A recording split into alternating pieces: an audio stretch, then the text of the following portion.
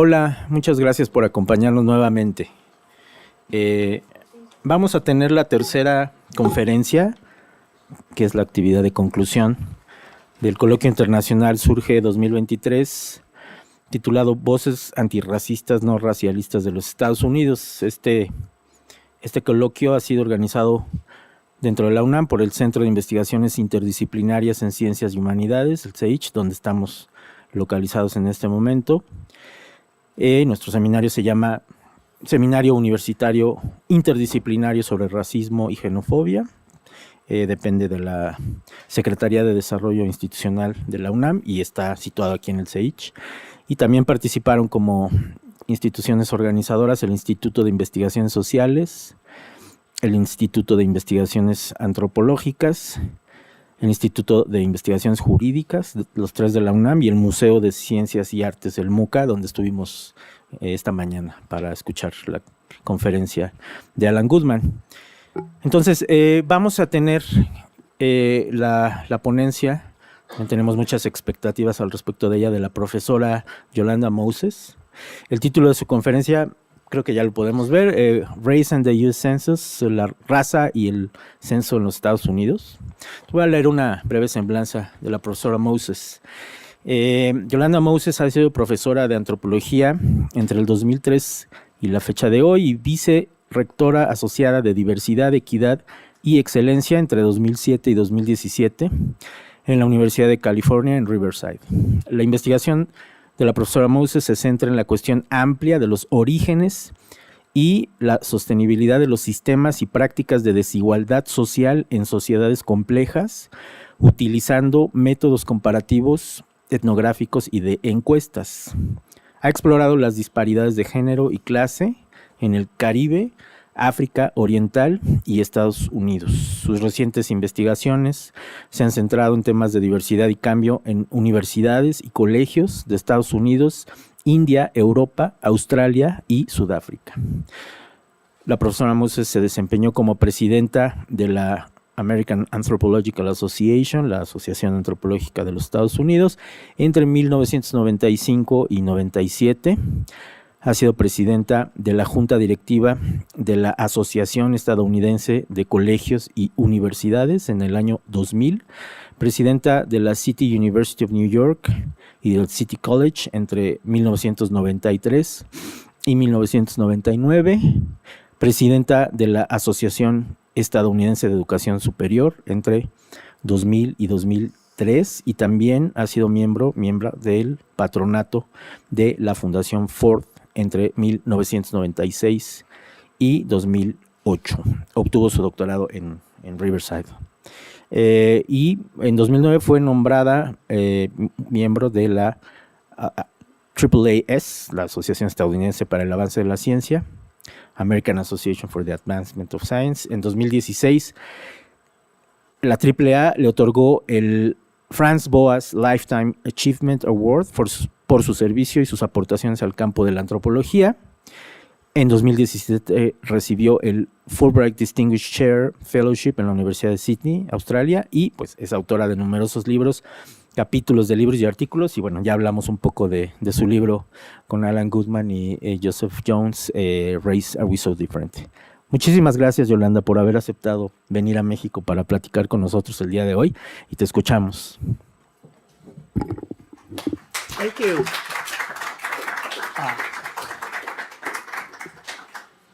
I will just move this here. Well, first of all, I'd like to thank everyone who invited me here, particularly the SURXE unit. And I have had several encounters with the SURXE unit and people here, and I consider them to be my compadres and partners in crime. Yes, because we are pursuing, I think, the same goals over the years, and this fight is not done. This fight is not finished. It continues. I am so honored to be the third person in this tripartite presentation. And I will say up front and without hesitation that Alan Goodman and Jonathan Marks are two of the biological anthropologists that I would not mind being stranded on a desert island with. As a cultural anthropologist, we have worked together over the years figuring out how to position the issue and the idea of race so that it is a biocultural kind of enterprise. And that is something that we will continue to pursue. What I'm going to do today is to take more of an ethnographic kind of look at an institution in the United States that has had a role in protracting this conversation about race since 1790. That's when we had our first census. But first, I want to thank our interpreters now and maybe even at the end, Daniela and Flor, for the excellent work that they've been doing with this conference. So let's give them a round of applause.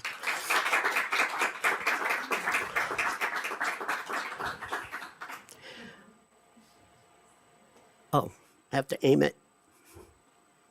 There we go. So my presentation, what is the overview? We're going to look at the U.S. Census in cultural, political, and statistical contexts. We're going to look at the U.S. Census and their racial categories from the 18th century science to in a 21st century context. Now, let me repeat that because that's not what I meant to say. That the U.S. Census and their categories are 18th century science in a 21st century context. What does the census reveal about race in the U.S. then and now? Immigration and the changes that are impacting currently the census and their categories, and then finally conclusions and further observations here in the U.S. and beyond. And I'm going to do all of that in this short period of time. So here we go. Wrong way. Oh yeah, you did tell me how to do this, didn't you? Yeah. There we go. So why does race appear at all in the U.S. Census? There is a presumption on the part of some people that these categories are coherent. It's hard to believe that in the 21st century, we are still using 18th century race science to organize the demographics of our country. Not only is this statistically fallacious, but the categories that we accept influence every aspect of our cultural, political, and social life. How specifically does the census do this? And how does the census matter in political, intellectual, social, and cultural spheres? So right off the bat, we're using bad science. Let's just say that. The census is not just about demographics, and it is not neutral, as it professes to be. It matters where these categories come from and why. The origin of racial categories in the U.S. is important because it tells us about our nation state and how it organizes itself and tries to organize its citizens.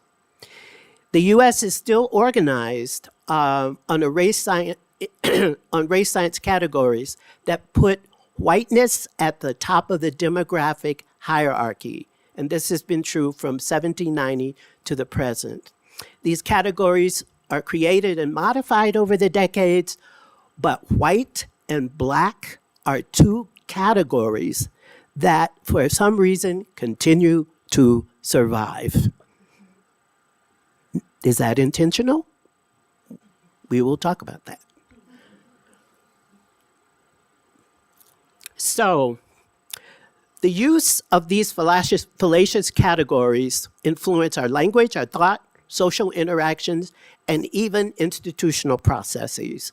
And I'm from a university, we use this data all the time, and we're constantly pushing back against it.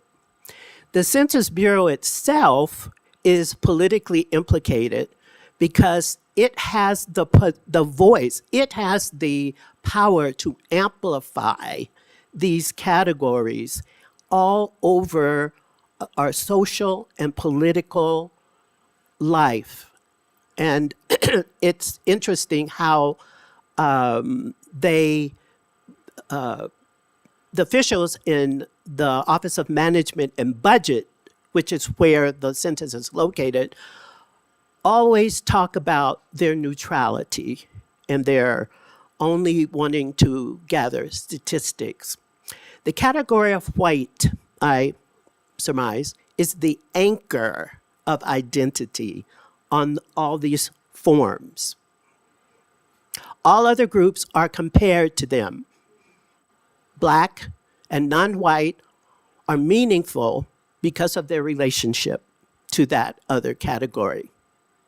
So I guess what I'm saying is race has always mattered in US identity, historically and today. And I think that's what both Jonathan and Alan were saying.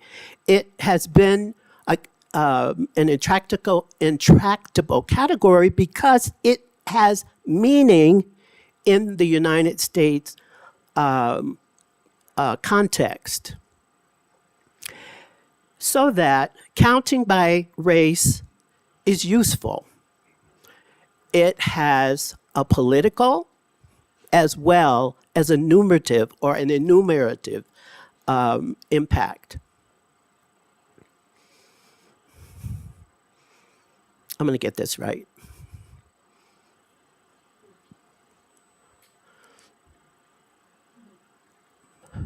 So, where does this all start? There is a book called The 1619 Project, which talks about the impact of slavery and slave labor in the construction of the United States, both its social, economic, political identity. And in it, it talks about what happened when the United States began to institutionalize differences between slaves and slave owners. On the left side, you see a summary of before 1790, in the late 1600s, there were combinations of indentured servants of both European and African descent that lived side by side in the US. And servitude was not considered always hereditary. That is, you could change your status if you were able to buy your way out of indentureship or slavery. And then Africans labored and socialized alongside white indentured servants. After 1619 and during the early 18th century, this changed because the planters who were in the southern states or the southern colonies needed labor that was not going to labor that was not going to disappear, was not going to be bought out, was not going to change their identities. And Native Americans were not as suitable as Africans because Africans came from environments where the kinds of crops that were being planted, they were familiar with. So the shift took place culturally, and then the shift became legalized. And enslavement for life with no possibility of freedom became the plight of African Americans. And it was reserved for African Americans because Native Americans were able to disappear when they were put into slavery because they knew the landscape and the environment. So to make this ensconced in law, and remember, in our democracy, in the United States, one of the things we pride ourselves on as a democracy is being a country that abides by the rule of law. So these laws were enacted to limit prohibit interaction between white servants and black slaves, and became ensconced in other laws too. So the Census Bureau then is an instrument of our government.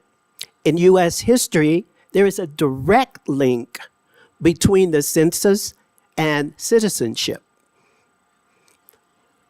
13th, 14th, and 15th Amendments in the 19th century solidified citizenship after the Civil War for African Americans. But before that, they were not considered citizens.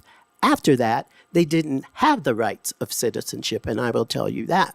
I'll talk about that. So census data and its categories influence public policies, laws, and how governmental resources are distributed back historically as well as today.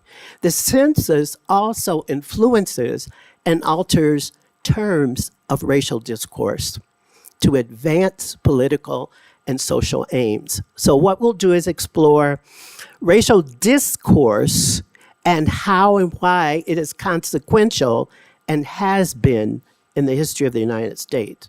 So it's not just that the laws are there, but it's how we talk about them, how they travel, how they become a part of our everyday life. So how is racial discourse important to the Racial and Census Project in the United States? The Census Bureau has been a place where race in the United States has been made and remade from 1790 to the present. In our race exhibit, we talk about the census, not to this extent, but how do you demonstrate these changes over time? And so we had, a group of multicultural people with T-shirts on that had different census dates. And after those census dates were how the census characterized them. So people would move from black to mulatto to white. Asians would move in different categories over time. And this was to kind of demonstrate to the public how that plasticity worked when it was needed to work in our country. And one of the things that the census does is to focus on statistics. And in science, particularly social science, there's, for folks who are quantitative social scientists, there is a love of statistics for what it can tell you. But, we all know that statistics can be used in a lot of different ways. We don't trust it, but we know we need it for some things to do. The U.S. and the U.S. nation state has long relied on the truth claims of statistics in terms of telling us who is in our country, how for taxes, how to tax people, for conscription, whether they go into the army or not. Currently, in today's world, we talk about the census needing to maintain these 18th century categories to redistribute wealth to people who have been disenfranchised over time. So that's the rationalization. And part of that rationalization for keeping these outdated categories is that, yes, we know they don't mean anything scientifically, but we use them anyway. And maybe they may have some social relevance. In the 1990s, just before the 2000 census, the Census Bureau sent out people around the country to talk to various agencies and associations. One of them was the American Anthropology Association. And as Alan mentioned earlier, we just basically looked at them and said, these are not scientific categories. And they basically said, yes, we know that.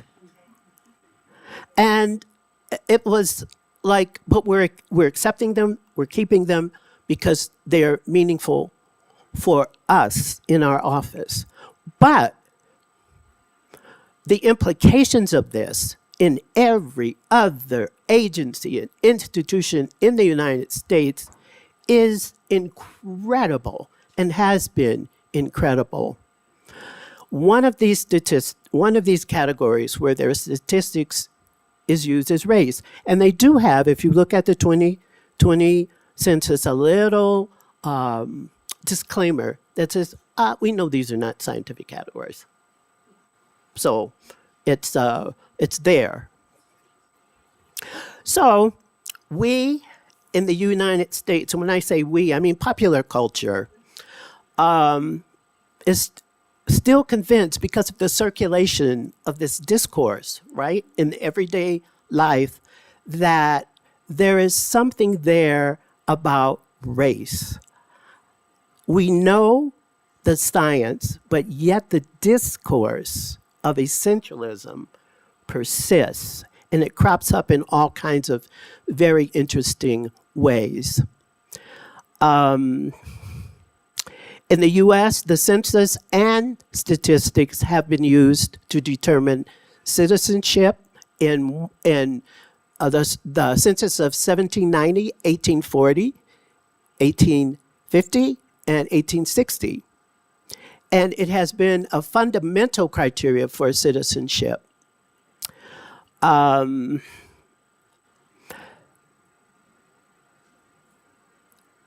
the era of slavery, there were estimates that maybe up to 500,000 people in the United States were free blacks. That is, they were not slaves. So where did this leave them? That is, if you're a slave, you have no citizenship. If you're white and male, you can have citizenship. So even white women did not have citizenship in the US at that time. What about freed slaves? Where do they stand in this case? So one of the seminal cases that we talk about when we talk about the census and citizenship in the United States is the Dred Scott decision. And this was a free black man who wanted to vote because he said, I am free. And that was a criteria for being a citizen in the United States. And I should be able to do this. So this case went all the way to the Supreme Court, and the Supreme Court said, well, no, you're free, and you should be thankful for that, but you're black.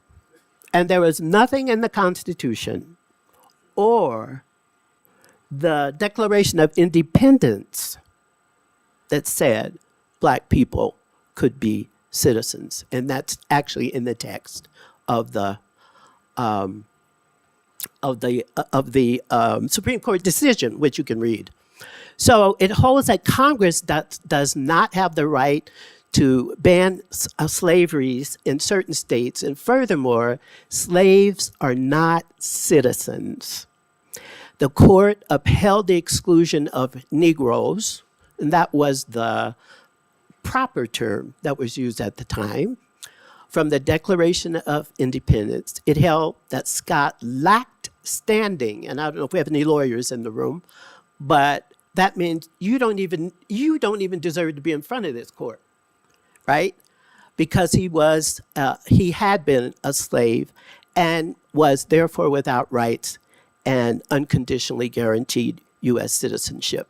Now, this was also about the time of the abolition movement, and the abolition movement on both sides were looking at ways to justify keeping slavery, and on the other side, to get rid of slavery, and both sides used science to do that. Both sides used science. So the justification for racial exclusion have relied heavily on census data, and the census schedules have been used sort of as building blocks over time to construct social knowledge used by state officials. Remember, we have 52 states, And at one point, 40% of the states of the United States were slave states. So they had an interest in understanding those numbers, politicians as well as citizens. So this knowledge is sort of like knowledge, right? What do you use it for? You can use it in service to promoting democracy, or you can use it in service to keeping and maintaining the status quo. So the U.S. Census is a great example that provides a lens to show how race was constructed, according to Melissa Noble in a book called Shades of Politics, Race and the Census in Modern Politics. It's a good book, and it's something I think that if you're interested, you certainly can read. But she made the quote, first-class citizens, who is considered a first-class citizen, and what it means depends on who is considered a second-class citizen and what it means. So there is this dialectic going on, this juxtaposition of those two things. And this is the book. It's called, what's it called? Yeah, I guess it got cut off. Shades of Politics, Race and the Census in Modern Politics. It's 2020, so it's pretty new. And what was interesting about this book is that it's a comparative study between the U.S. Census and Brazil. So it's, for those of you who are interested, that would be kind of interesting. So when I say that race is a concept embedded in language and discourse, what do I mean? First, let's look at what scholars in other fields say.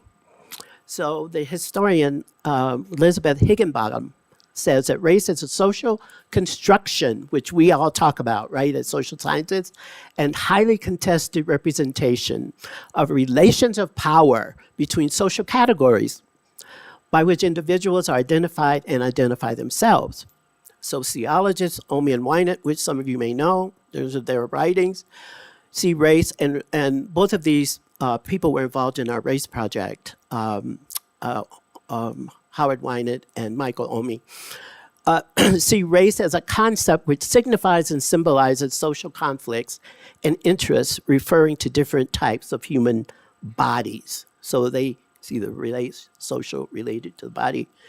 And then finally, in law, Ian Haney Lopez, who has an article in our race book, says that around race, law constructs races legally by fixing boundaries. And these boundaries define the content of racial identities by specifying their relative disadvantages and privileges in American society. And he's done a lot of research on Asian Americans in the US who had this ambiguous category. They were not Black, they were not white, they were sort of ambiguous. And they, like Dred Scott, would want to vote, and the law would not allow them to vote because the original argument is that the Constitution and the Declaration of Independence didn't really mean you. It was that kind of thing. So the power of the concept of race lies not only in the science of race, but it also lies in language and in social practice and in legal definitions and in ideas and structural arrangements on the basis of those ideas, like Jim Crow segregation. That was law that said, that happened. In the distribution of political and economic power and in contests over that distribution. Who gets to decide how things are distributed and under what instances? And so, there's Noble, and Gomez has a book that I'll show you on Inventing Latinos, where she talks a lot about that. So race is not something that language simply describes, right? It is something that is created through language and institutional practice, and the power to back that practice up with action or sanctions, as the case may be. So as discourse, race creates and organizes human differences. And we need to understand, we can understand that. So in this book, Inventing Latinos, Gomez talks about race making, unmaking, and remaking processes that Latinos have undergone over time, in the US especially, indelibly changing the way race functions in the United States. At lunch, we were talking about the two political parties, and one of the things I talked about was changing demographics. We have demographics in our country that are shifting our democracy. If we allow it, will be a pluralistic democracy that is governed by a pluralistic nation. That is not necessarily what people in power in the United States want, because there has been a way of doing business that would change. Because younger people, immigrants, non-Europeans are all defining America differently than founding fathers and mothers in our country. And there is a clash of cultures that's happening, and there is a reckoning that you are seeing in our political process today in the United States as a result of this. And we can talk more about that in our session. So, racist discourse in the census. The power of racial discourse derives from mutually enforcing dynamics, right?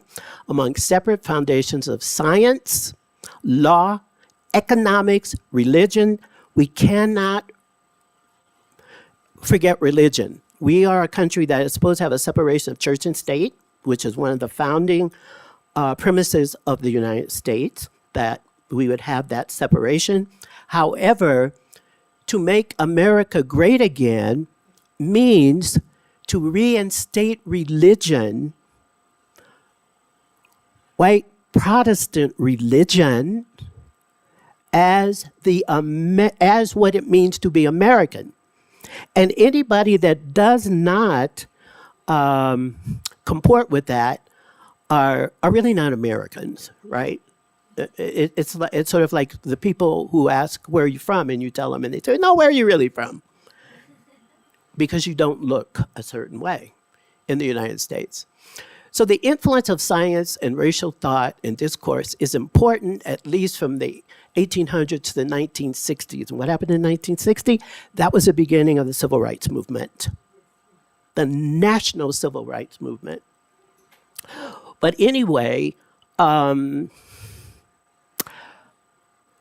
both Alan and Jonathan talked about scientific racism. But at the time that scientific racism was raging in the United States, it was not considered pseudo at all. It was considered real science.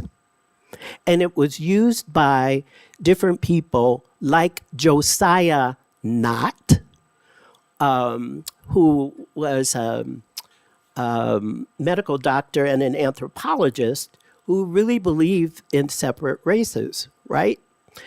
And he had an influence on the census. So this is where race science and society come together in a document that had the ability to shape how we see and talk about race then, but also now. So the role of scientific ideas in shaping political and public policy discourse were just as powerful as the biological arguments, because they explained or helped to maintain certain kinds of statuses and categories that people in power wanted to keep. And so the race science was used to do that. Now, some people argue with me, but I take the position that racial discourse is not exactly the same as racism. What is the distinction, you'd say? Well, on the one hand, racial discourse can be racist, but there is racial discourse that purports to be neutral and benign and helping the project of diversification and inclusion, when in fact it can mask what is really going on. And I use that because, an example, the language of diversity and inclusion in universities in the United States was meant to try and bring people into the university that had not been there before. And the rationale was a neutral rationale that everybody should have access to education and everybody should have access to resources. But the hierarchies slipped in there. Some people would have more access than other people to those resources. And when you looked at the hierarchies of who had access and who didn't, they were still racialized, but they weren't called that. And so that's where you get the whole idea in the United States of colorblind. We don't see race.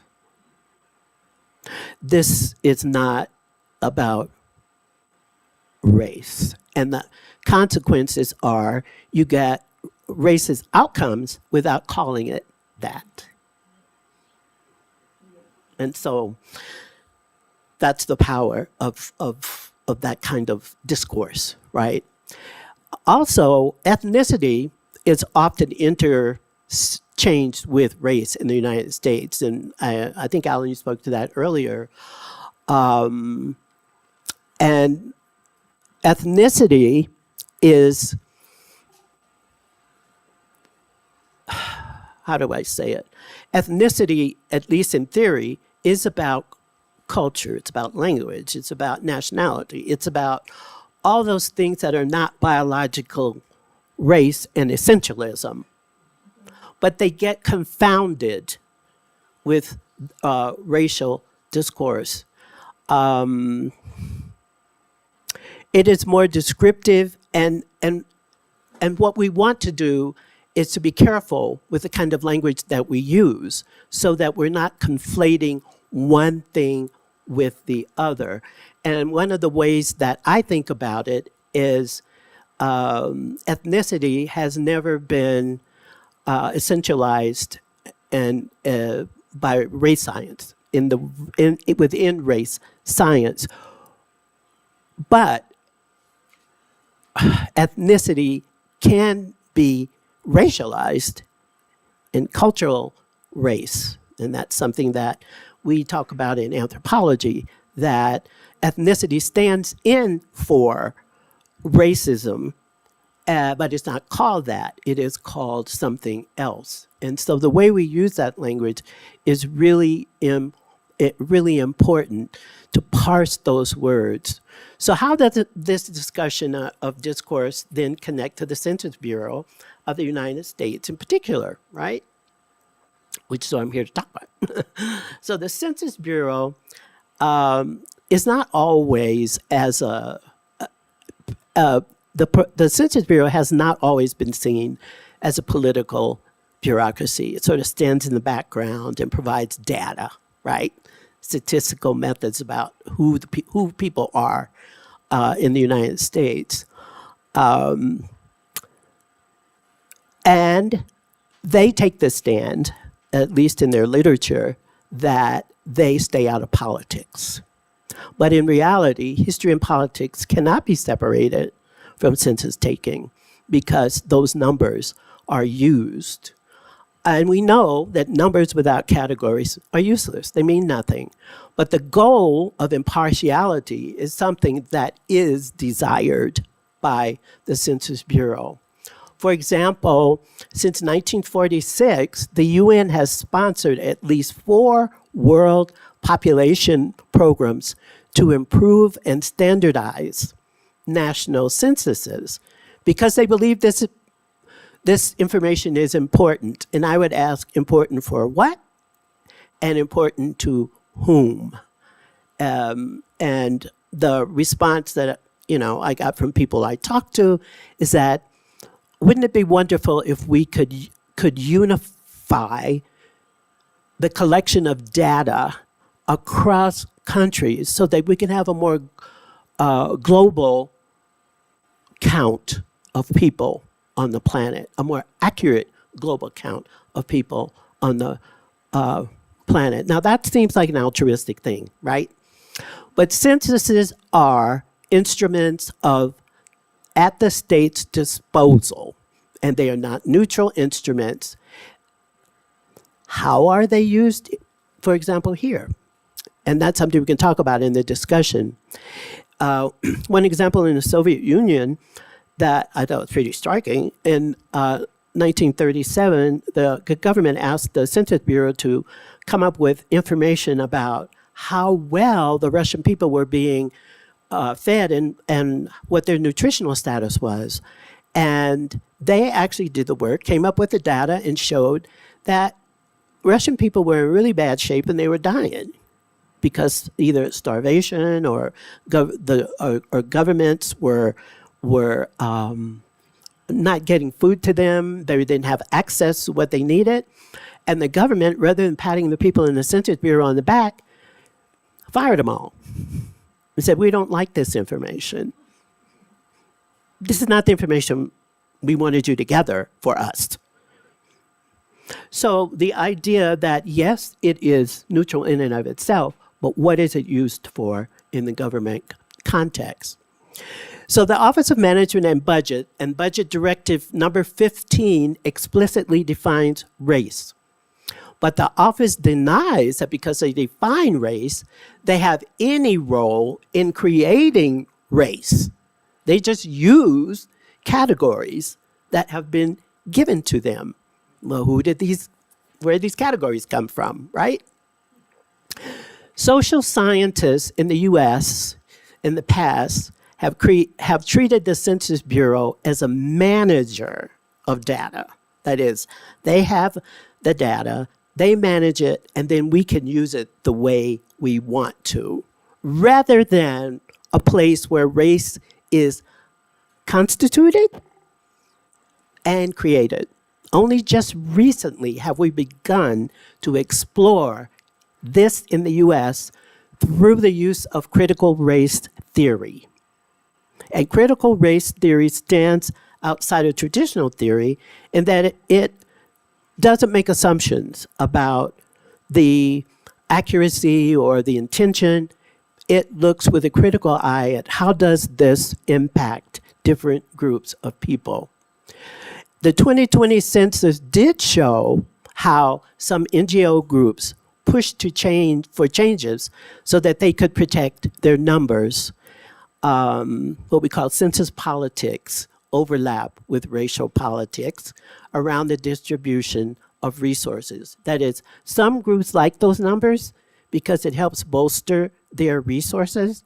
Some groups don't like the numbers, like adding a category that allows a person of one of those 5 racial categories, Black, white, Asian, Native American, to add another category.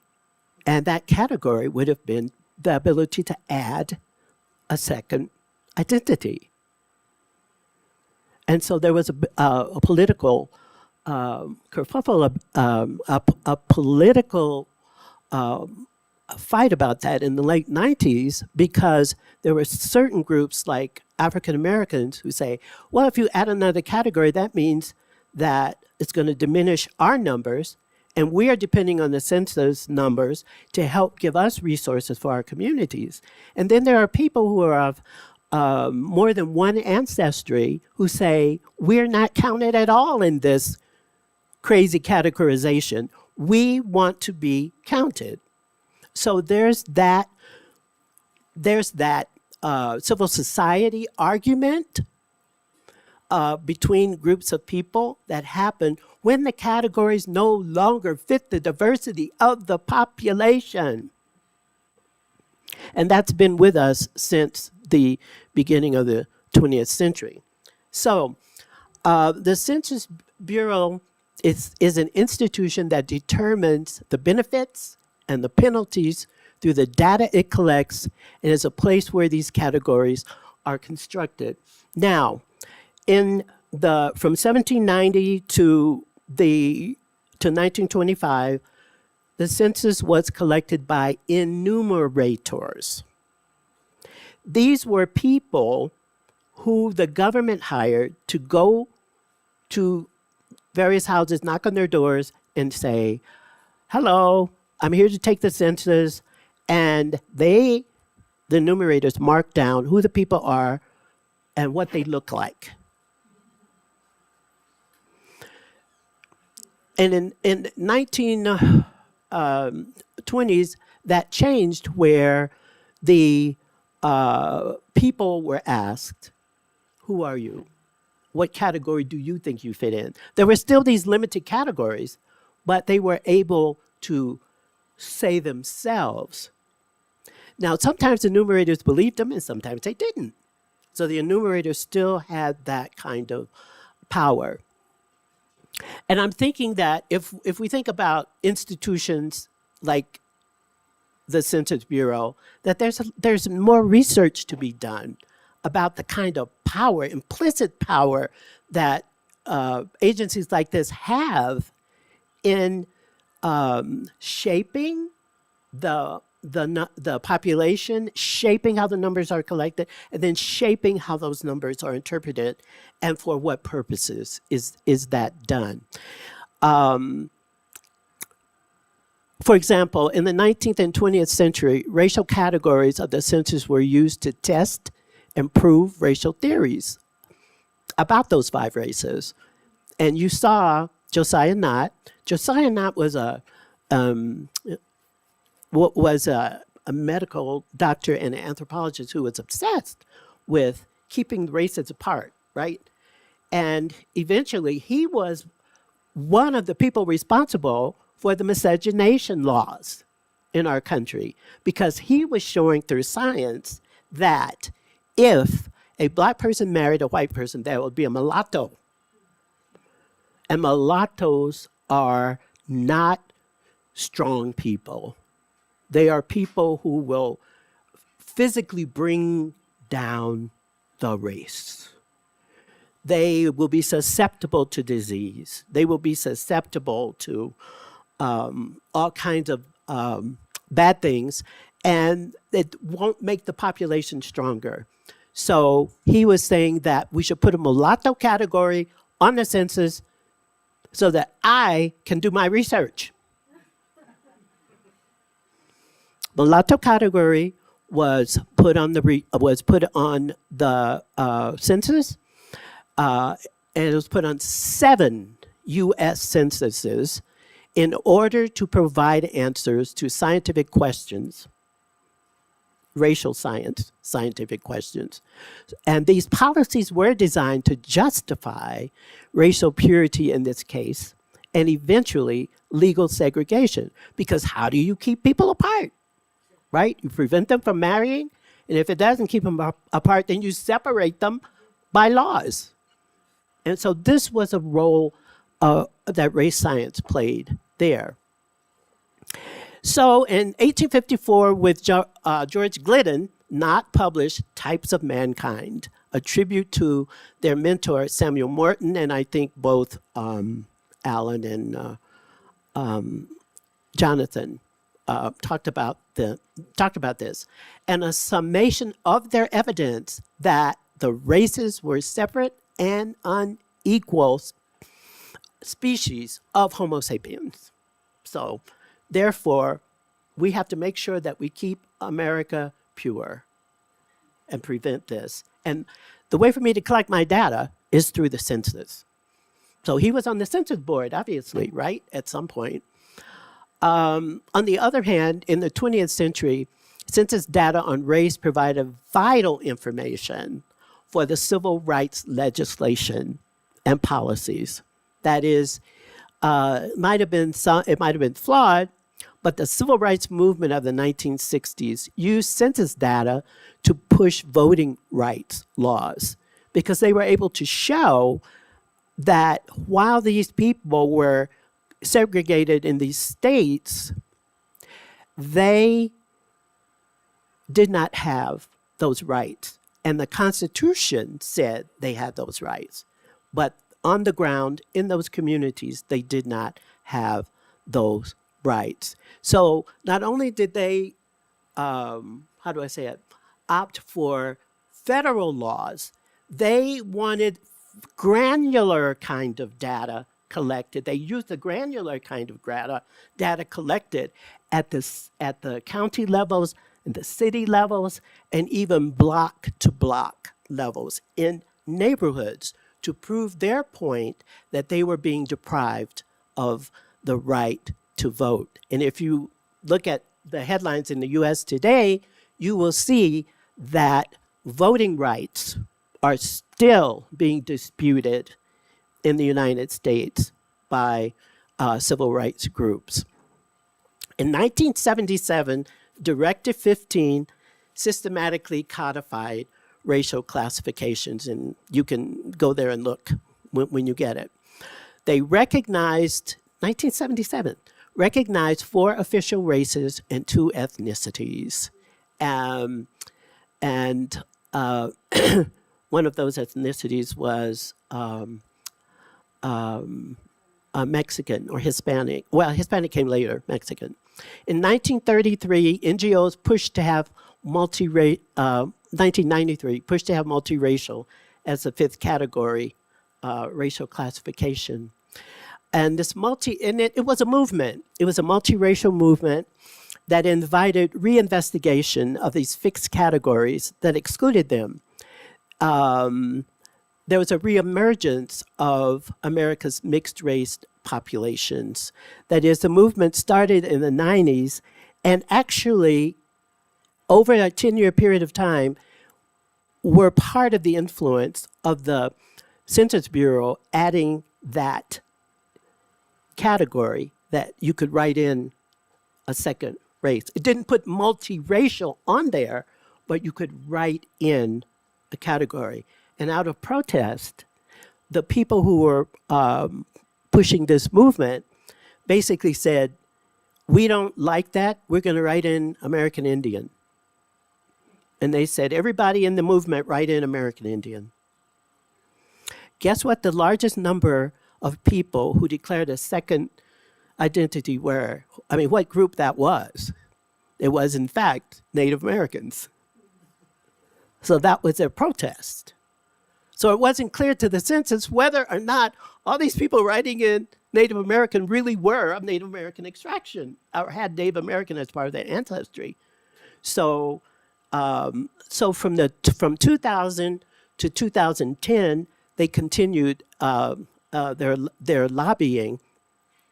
And this is a book called Creating a New Racial Order, How Immigration, Multiracialism, Genomics, and the Young Can Remake Race in America. So these were like organizations that all came together to say, we have a stake in this country, and we are going to push back against this classification. And we want mixed race on the census. We want to be able to say we are of more than one racial group, still using race, right? But get to put down more than one. And it's continuing to shape racial discourse and is having some impact on changing it as well. So the first census in the US was 1790, and these racial categories have appeared in every one since then. The issue of representation has been contentious since then, not just as a demographic issue, but as a political issue as well. Should slaves be counted? And if so, how? Should small states be represented? And if so, how? The South wanted slaves counted. The northern colonies did not. And before the Civil War, slaves were counted as 3/4 of a person. And Native Americans were not counted, not in the census, except those who had money and paid taxes. Slaves were both, the problem with slaves is they were both people and they were and property. So people and property. These are the conundrums, right? That had to be dealt with. So race was included because it was a salient social and political category, the way it may not be in other places, but it has been from the very beginning of our country.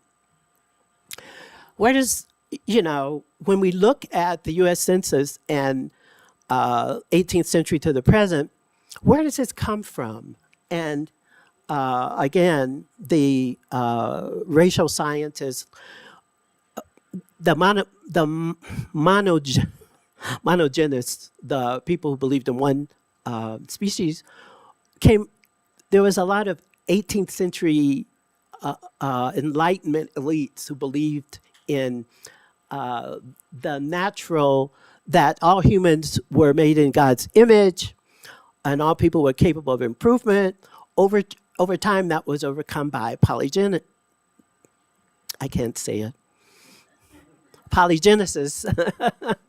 And this created the basis for the establishment in law of permanent superiority and inferiority. Because if you're monogenesis, you were sort of like, okay, we're all in this together. We may be different in some ways, but not fundamentally different. Polygenicists believed that we were fundamentally different, and that's what got codified into law in the United States. So questions of race on the census were hastened by the growing number of free blacks in this country in the 19th century and their status, which we talked about before. How can they have the same citizenship as white people when they were property? You can't have that equation. So there has to be some other way to deal with this. We saw the Dred Scott decision. Though free blacks paid taxes, they were not allowed to vote. They were not allowed to own property. They were not allowed to hold certain occupations, particularly occupations where they interacted with white people as equals. They were not allowed to attend public schools, serve on juries, or testify against white persons. So what kind of freedom was that, right? The census counted by race because it reflected the belief that race was a part of human identity, and differences in race biologically were part of human identity, and of U.S. political identity. To be American was to be white. To be a citizen was to be a white male in the 19th century, because white women could not vote. So does that mean they were not considered human? Certainly not as human as white males, right? So the census got a little shake up in 1840 and 1850 because the scientific explanations, as I said, gained more traction. So Samuel Morton, Josiah Knott, whom we talked about, George Glidden, who was an Egyptologist, believed that slavery was okay because these are unequal people, so somebody has to be tillers of the soil, and might as well be people who are not as good as you biologically. So they wanted to use the census to collect data to substantiate their claims. And this is, again, where race and science, statistics, and the census all came together back then. It was also a time when science was embracing the new field of statistics and statistical associations. And this tended to help those people on the fence see, well, this is not partisan. This is neutral. This is what our science is telling us, which is why the whole field today, and I think, Jonathan, you mentioned this earlier, the decolonization of science is taking place. Because if this is considered science, the way we got our racial categories in our census, then there's a problem with science. And that needs to be interrogated if we are talking about looking at getting rid of this entrenched notion of science. One of the surveys they did, it's really funny, they incorporated terms like feebleness, insanity, innocuous terms that were meant to see how many people and how many households would have these kinds of infirmities. And what they found is that there were a higher rate, in 1840 census, there is a higher rate of insanity among free blacks than among slaves.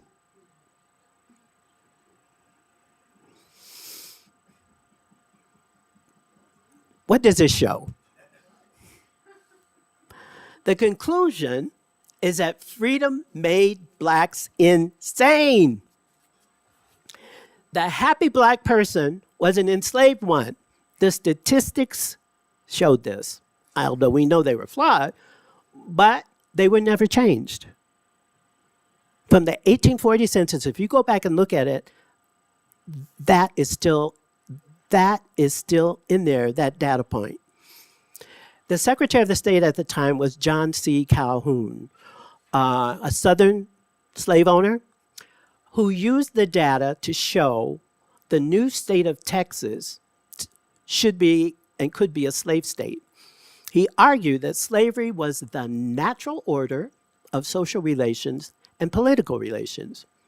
The 1850 census was a bit more sophisticated and resulted in 6 new schedules but they all reinforced racial differences. And I told you the mulatto category had been added because Southern legislators wanted to know how many mulattoes they had, and it also supported Knott's claim that mulattoes were weak and fragile. So this is a map that shows the territories of the United States in March of from 849 to 50. Now, the purple is slave states. Texas was added later than the other states. The other states were in the south, the southern part of the U.S. Texas was added, and as you know, Texas became a state in 1850. And Texas had this treaty with Mexico that all the people in Texas would become American citizens. Well, they were not Anglos. I mean, they were not Euros. They were people of Mexican heritage. And so that was an issue. So the white people who founded Texas had to deal with their slaves, mostly in eastern Texas, and also all these people that didn't look, who are these people that were brown, right? And so when Texas became a state, all those racialized, codified laws came to Texas. When the Southwest became a state, when California became a state, also in 1854, I think, and California became a part of the United States along with Arizona and New Mexico. It was like, we've got to get control of this situation because these people do not look like white Anglo-Saxon Protestant people. And while we say they are all citizens of the United States, these people still did not have the right to vote, did not have the same rights as white people. So that racial ideology followed the westward movement and manifests destiny. That is, God has given us the right to colonize this nation and make it in our image. And anybody who is in our domain has to abide by these laws, or we're going to make them abide by these laws. So there are segregation laws in Texas. There are segregation laws in the California. And Californios were subjected to this. Do you all know the Isabel Allende's book, Zorro? Have you? Well, you know, Zorro was this character that was supposed to make California free from Mexican rule.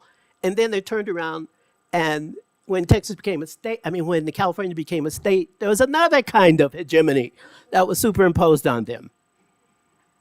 To be members of the United States of America meant a different kind of oppression. And so you can see the states and territories of the United States were incorporating these values, these ideas, these laws, all followed suit. So this just didn't start. This has been a part of the what we call the warp and the woof of our country at the very beginning. Stamped from the beginning, that's what some people say. So statistics would reveal the link between statistics and citizenship. Southerners did want to know not the names of slaves and of other people born, but they want to know their birthplace, want to know the number of children born to slave women, the number of children known to be alive or dead. They were not treated as humans, they were treated as property. So names were irrelevant. Why do we need to know their names? These are things that are important in this capitalist economic system that we have. That's what we need to understand our property. Eventually, at the end of that process for the census of 1850 and 1860, they ended up with the categories of the name of the slave owners, the number of slaves, age, sex, color, whether they were deaf and dumb, blind, insane, and or idiotic. So for enumerators, the instructions were specific for collecting information for slaves and non-slaves. And this is from the Congressional Record. Under the heading 5 color, in the case of slaves, when the slave is black, the letter B should be entered. When he or she is mulatto, the letter M. The color of all slaves should be noted. So you see, color and slave, non-slave position were important, always were important. For the free populations, remember, under the heading color, in all cases where the person is white, this is really revealing. Leave the space blank. In all cases where the person is black, insert the letter B. If mulatto, insert the letter M. it is very desirable that these particulars be carefully regarded. Now, you wonder why white becomes the default position? That's one example right there in the congressional record in the 19th century that tells you how the government and the people who ran this neutral operation were acting. The 1860 census was in the context of the Civil War. They knew that the end of the Civil War, and this is both the North and the South, but particularly the North, knew that we have to do something with these millions of people. What are we going to do with them? Well, it's very interesting. The congressional record shows that there were some ideas to remove all the freed slaves to another country. Where? Panama or Haiti, right? Also, Lincoln asked Congress for appropriation of funds for government-sponsored colonization. That never got funded, but I would really have wanted to see where they were going with that. The Civil War was fought to emancipate Black folks, but not to integrate them into American society. What are we going to do with these people? Some of them did go to Liberia in Africa, and today some of their descendants are still there. And in the 1860 census, this was the first time that they included counting of Native Americans. And that was because as the U.S. moved west, they were encountering more and more Native Americans in the Southwest, Southeast. And it's like, what do we do with these people? We got to figure out how many there are so we know where to put them, how to control them, and how to create and they did. They created the Office of Indian Affairs, which was the office that made treaties that they didn't keep. There was the office that was supposed to be handling the setting up of reservations. This was the office that handled removing Native American children from their homes and sending them to boarding schools. This was, this enumeration was done not for the reasons we think today, but it was done for a different reason. Mulattoes were also included in this census as well, because not in others wanted to show over time the continuous deterioration of Blacks by mixing with whites. Based on Blacks and whites mating, eventually Reconstruction laws in the 1870s were put in place that prohibit this until 1967 with the Loving case. So the inclusion of these people and these numbers were not always for the edification or the benefit of people. Censuses from 1870 to 1900s recognized immigrant populations coming to U.S. shores. From Eastern Europe, Southern Europe, millions of people came into the United States. United States needed labor, but many of these people were not considered true Americans, right? They were people from other places. And the congressional record shows the kind of angst people had about, well, we already have these we already have these slaves, we already have these Native Americans. What are you going to do with these other people that are coming into this country? Presuming that the land of the free and the home of the brave was not for everybody. So this citizenship and voting rights that were supposed to be ensured by the Constitution actually did not work because it reinstituted race domination of whites in the North and the South. And it was buttressed by racial discourse. Now, what do I mean the North and the South? Yes, the Northern troops won the Civil War, but they wanted to unite the nation again. And they eventually withdrew their troops that were stationed in the southern states to make sure that there was not violence against freed blacks from white marauders. And this was the beginning of the Ku Klux Klan in the United States.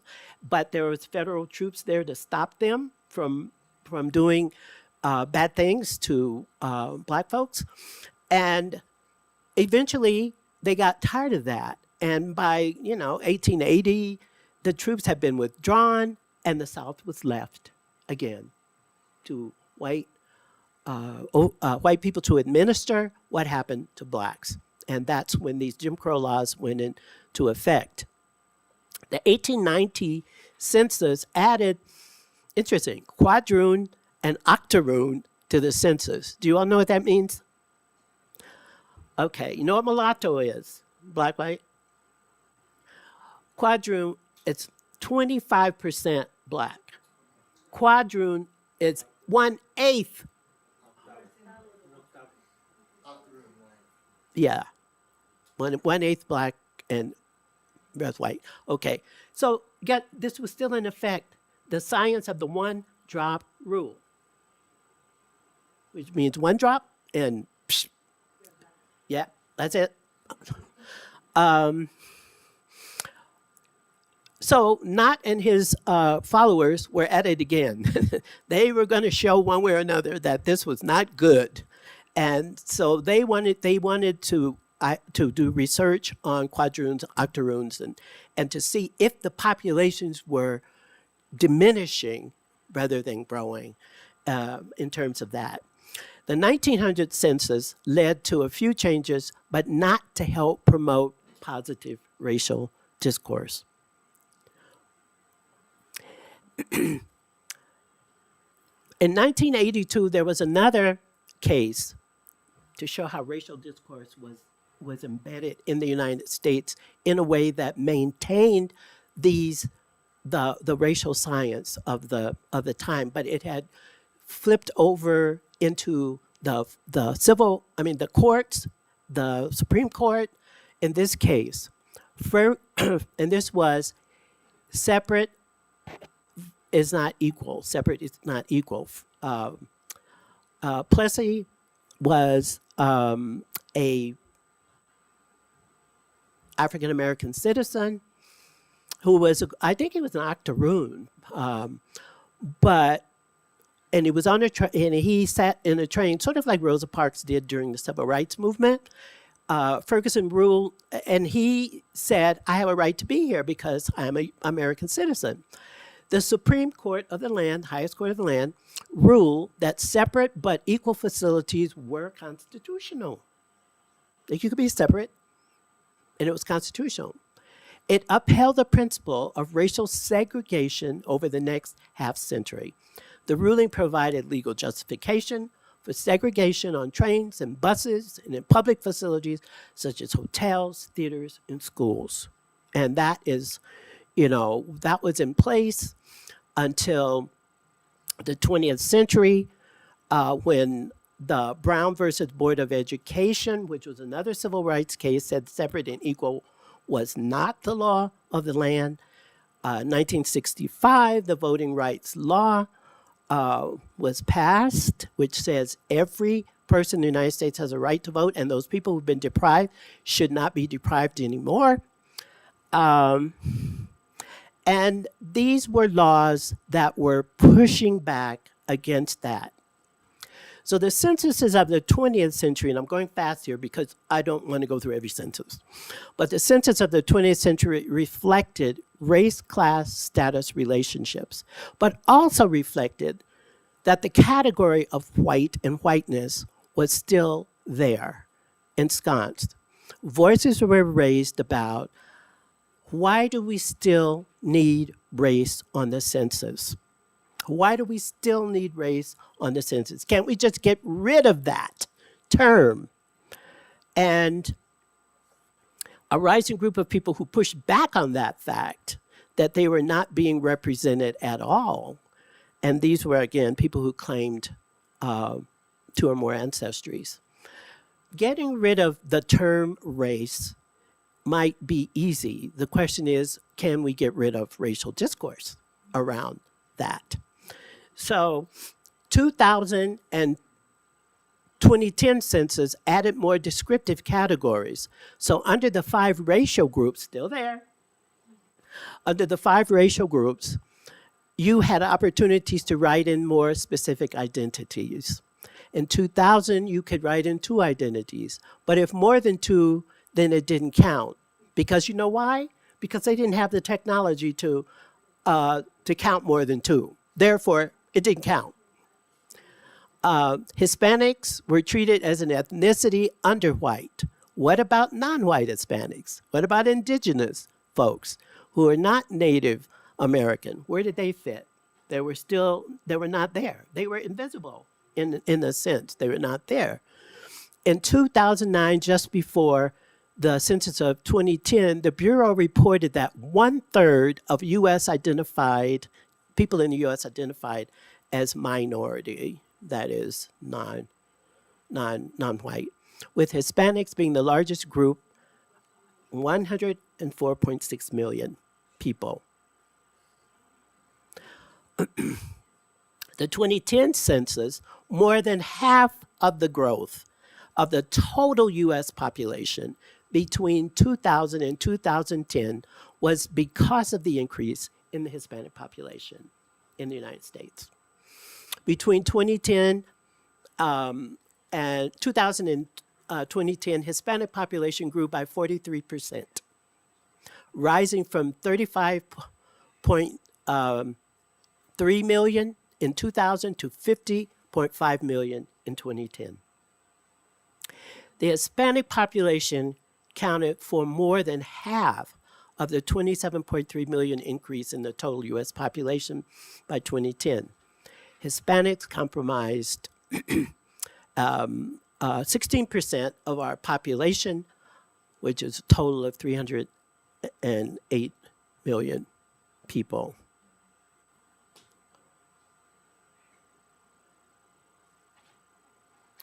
The number of people who reported white alone grew slower, 1%. You can see where this is going. From 194.6 million to 196.8 million over the 10-year period. That was the white growth. Its proportion of the total population actually declined from 69% to 64%. Do you think there would be a backlash? It's happening. The Asian population alone grew faster than any other group next to Hispanics between 2000 and 2010, increasing by 43%, from 10.4 million to 14 million. It moved from 4% to 5% of the total U.S. population. The 2020 census added more categories for all groups to identify themselves, but for the first time, that respondents who were white alone were able to write in their ethnicity. What do you think? Over 50% of people who write white only are still English, German, and Irish in the United States. Other half of folks who are considered white, 104, they're from 104 groups from all over the world. MENA is one of the new categories, which is Middle East, North Africa population. Other countries in Europe, countries in Latin America, countries in Canada, and countries in Australia. Or in the continent of Australia, I should say. As our country's demographics change and the nation becomes more multicultural, it's important to understand the composition of race alone and race alone in any other combination. Why is that important? Why is that important? We'll talk about that in discussion. The 2030 census, which is coming up, is starting to put a national committee together that will continue to challenge the use of these categories. They keep racial discourse swirling and embedded in everything that we do. The census continues to be a tool of the racial state, but organizations and citizens are challenging those categories more and more. Oh, is that it? Yeah, that's it. That's a good question.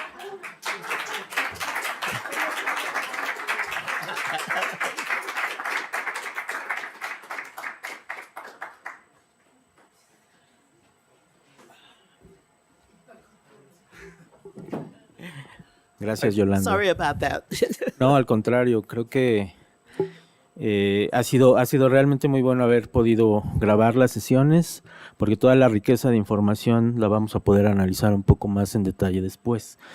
Yo quisiera en particular regresar a muchas de las partes históricas y también de las cifras, ¿no? Creo que tienen mucho sentido. Por ejemplo, a mí me surgió, si me permiten rápidamente un apunte, una pregunta al respecto, porque casi no hemos escuchado elaboraciones de nuestros invitados al respecto del asunto de la relación del racismo y la eugenesia, y me parece que en el caso de este recorrido histórico hay varias décadas que corresponden, se sobrelapan con lo que sabemos por trabajo sobre todo de historiadores de la eugenesia, de esas prácticas institucionales en los Estados Unidos al respecto del tema, ¿no? Me parece que una pregunta interesante para nosotros acá en México, observando estos procesos históricos de larga duración en Estados Unidos, es cómo fue esa interacción entre los censos y las prácticas institucionalizadas eugenésicas.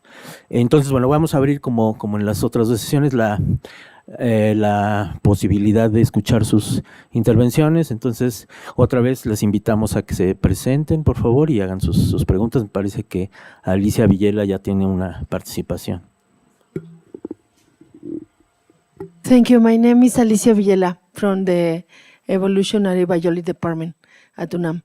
I was wondering that now you mentioned about the census and with the intervention of Paco, exactly, this census didn't consider the other immigrants, the Mexicans or the Chinese or the Japanese, since from the last decades of the 19th century through 1930, it was this sterilization program. How were they considered into this census? U.S. Census? Right. They were considered. They had the. There were categories, right? Like Asian, but they were not considered American. They were not considered. Because they were living there. Remember that the program, the sterilization program in California was very succeed. And I didn't know then how if they sterilized more than 30,000 people within Mexicans and Chinese and other Latinos, were they considered into this census or no? They were counted. They were counted as numbers. Yes, they were counted as numbers. But at the time, the laws determined whether or not they had citizenship status, and for Chinese and Latinos who lived in California and those who came across the border as a part of the work programs, the ones that came across as part of the work programs were not citizens. They were visitors. They were considered visitors in the country. The Chinese immigrants that came to San Francisco and to the West Coast were considered for the census, but they were not considered for citizenship. So you could be considered for the census and then not be considered as a citizen with rights to vote. You could be counted because the government wanted to know where you were and what you were doing. And they sterilized them. Yes, yes. And they could do that, right? Gracias, Alicia. ¿Podemos seguir así con preguntas individuales, con respuesta inmediata? Thank you, Yolanda, for your wonderful talk. I will say my question in Spanish for better express myself because it's long. Yo quiero comentar más que una pregunta, es hacer como un comentario acerca de lo que me parece que queda claro, es una especie de paradoja sobre el censo, ¿no?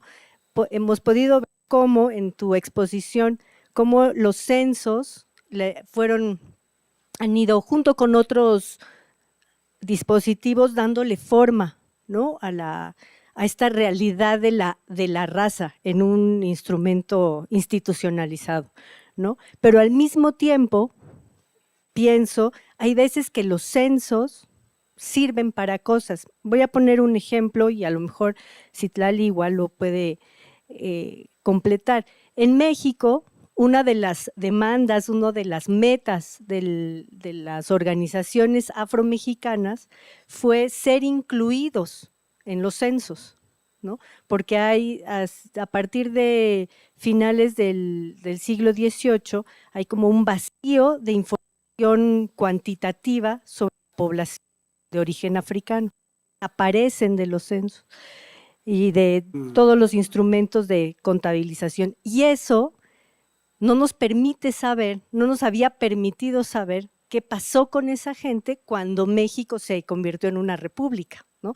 Dónde estaban, cuántos eran, a qué se dedicaban, etcétera. Datos que sí tuvimos sobre el virreinato.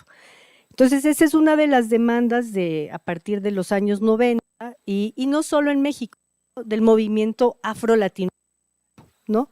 Menos en Brasil, porque ahí sí hay esas estadísticas, ser incluidos en nosotros. Estas inclusiones sí se han dado. México, primer ejercicio en 2015 y otro ejercicio en el censo en la ronda del 2020, ¿no? Y aquí va un poco esta paradoja. Es un logro y ahora hay cifras y datos interesantes, ¿no? Siempre son un poco como, no tanto como un logro, sino como un primer paso. Sabemos que cerca del 2.5% de la población se reconoce como afromexicana, afrodescendiente o negra, ¿no? Y ese es un dato importante y empieza a ser un dato muy relevante para que junto con el reconocimiento legal se vayan desarrollando políticas de atención, ¿no? Políticas institucionales. Bueno, eso un primer punto. ¿Cómo está diseñada la pregunta? O sea, en esta lógica de tratar de evitar la racialización de las categorías en el censo, se hizo una pregunta acerca de la autoadscripción identitaria, ¿no? Si se reconocen identitariamente como negros, afromexicanos o afrodescendientes, ¿no? Que desde mi perspectiva tenía una intención de evadir la conformación de una categoría racial o racializada y irse más a lo que podríamos decir un dispositivo más étnico, podríamos pensarlo, ¿no? No del todo, pero un poco más, porque pregunta por cultura, por tradiciones, y si desde esa perspectiva se consideran como. No obstante ese esfuerzo, la pregunta y es interpretada como una pregunta racial, ¿no? En el diplomado que tenemos de SURXE, muchas veces, ¿por qué se hace una pregunta racial? Eso, ¿no? O sea, ¿por qué se está racializando a la gente haciendo la pregunta sobre afrodescendientes? Nos preguntan, ¿no es eso racializar a las personas? Entonces ahí hay una suerte de dificultad enorme para, por un lado, cumplir esa necesidad de ser visible estadísticamente para recibir atención, tener recursos, etcétera, y al mismo tiempo no fortalecer una idea de separación racial de la población, ¿no? Sí, de categorización racial de la población. Entonces, era un poco contar esto y ver cuál es tu reacción nada más. Gracias. Y me disculpo por lo largo de la intervención. No hay problema. Creo que a veces se nos corta el micrófono y entonces la traducción falla, hay que hablar muy lento. You got most of it? I heard. Yeah? Perfect. Yeah, I heard it. This is. Okay, those two couldn't answer it, so here I go. I think it depends on why are you doing this? What is the reason for doing it? Is it for, does Mexico want to be a pluralistic democracy where all of its populations are represented culturally? Because what happens is then it's about what has been the contributions of everybody to the creation and the making of the Mexican identity, right?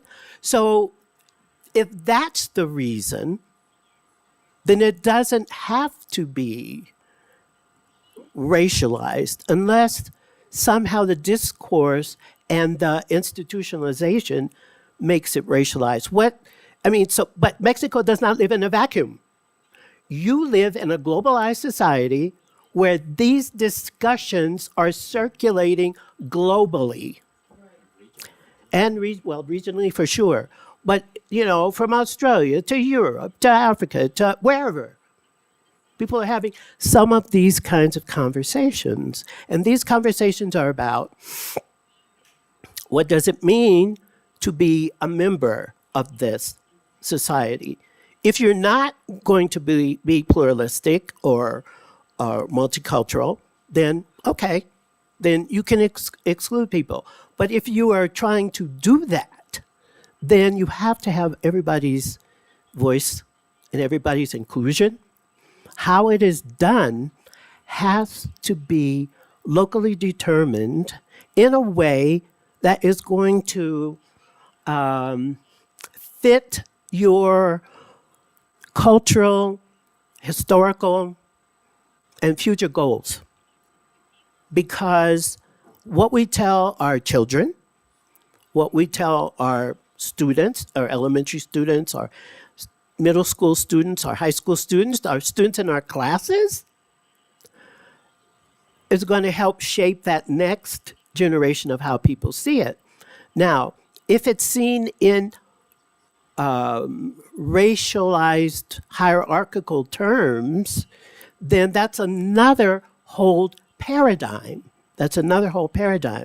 So how can you walk, as we say, and chew gum at the same time? Well, you can do both. You can establish these identities of inclusion, and at the same time recognize that people have contributed in different ways, and make it as non-hierarchical as you can. But we live in hierarchical, stratified, global, capitalist societies where you're going to have some kinds of stratification. The question is, are they racialized or not? And how do you construct them so that they do the job you want to do without stigmatizing one group or another? And for example, the whole mestizo model is one that, wow, that's a really interesting model.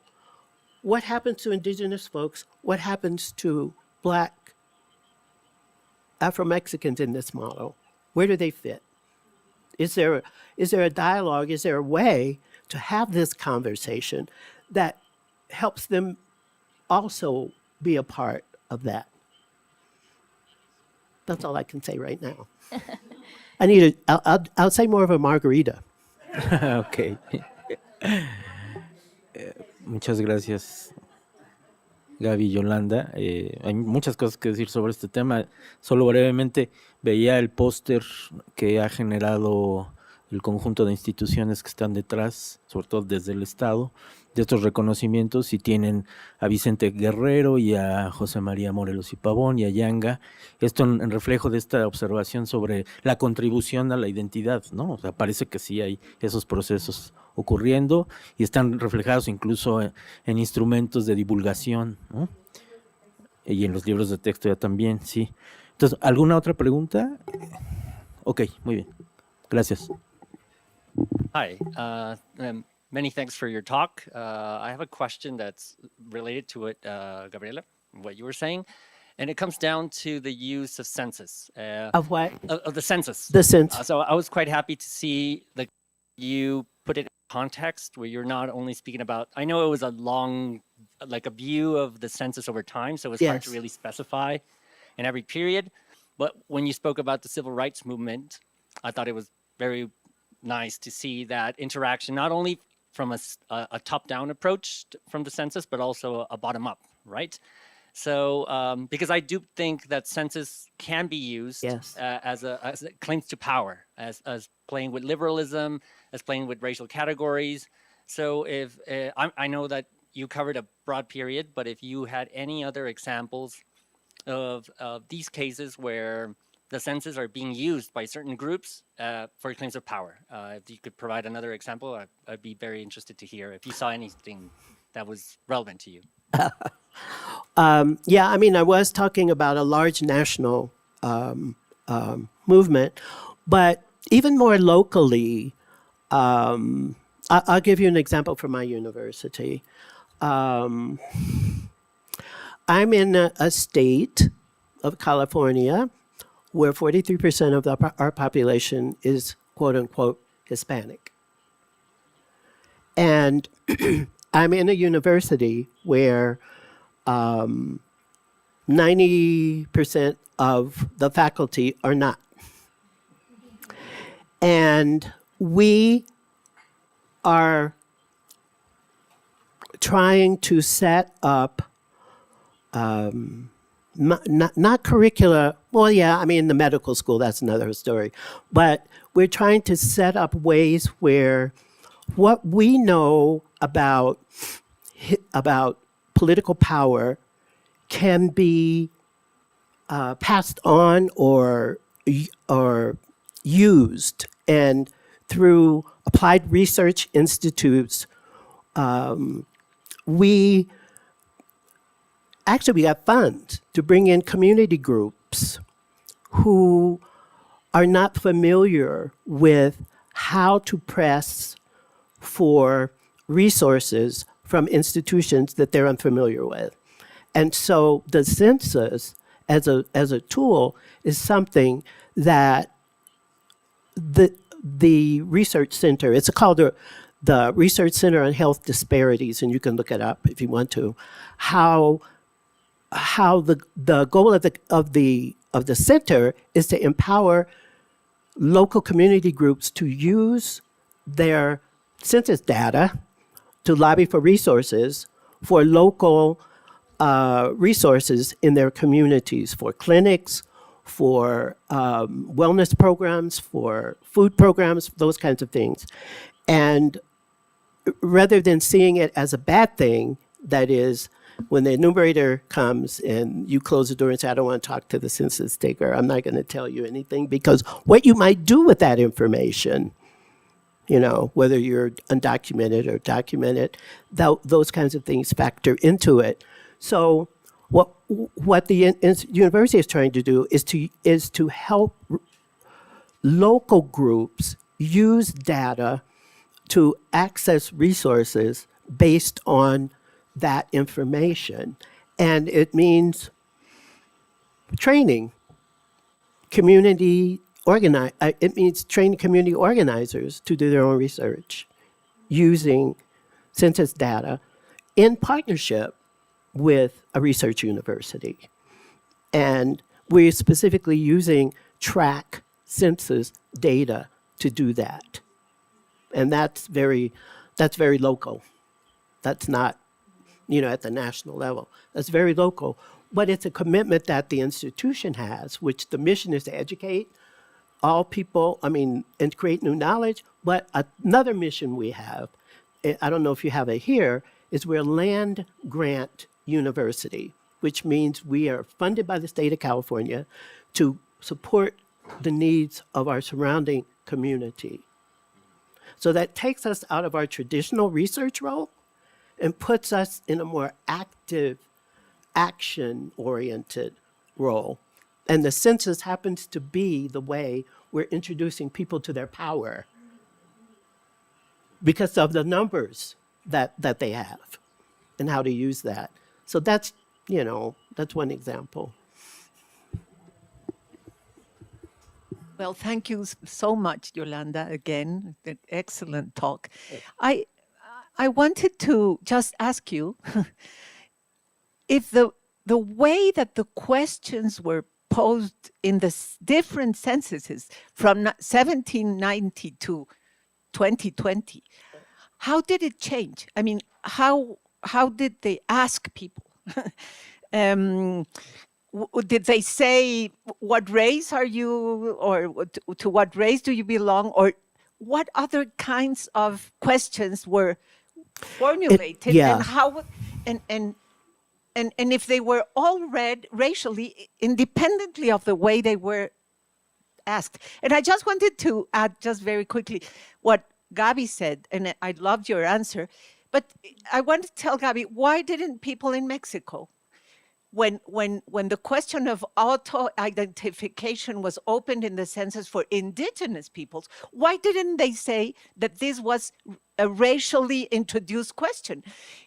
The reason they say this about Afro-Mexican is because they're Black, or because Black is always being racialized, independently of no, I mean, you are the expert, but I want to ask you about the questions, Yolanda. Yes, in the early census, 1790 census, and I don't know if Alan or Jonathan have looked at it, but it was basically questions about whether you were a Christian, whether you own land, but it was not a question about race. Because the assumption is that other than white males weren't going to be answering it. But as time went on, and we had, different populations, and the political questions began to be introduced around, free versus not. And as I said before, up until 1925, other people decided who you were, what you were. But those 5 categories those 5 static categories have been consistent on the census since the early 1800s.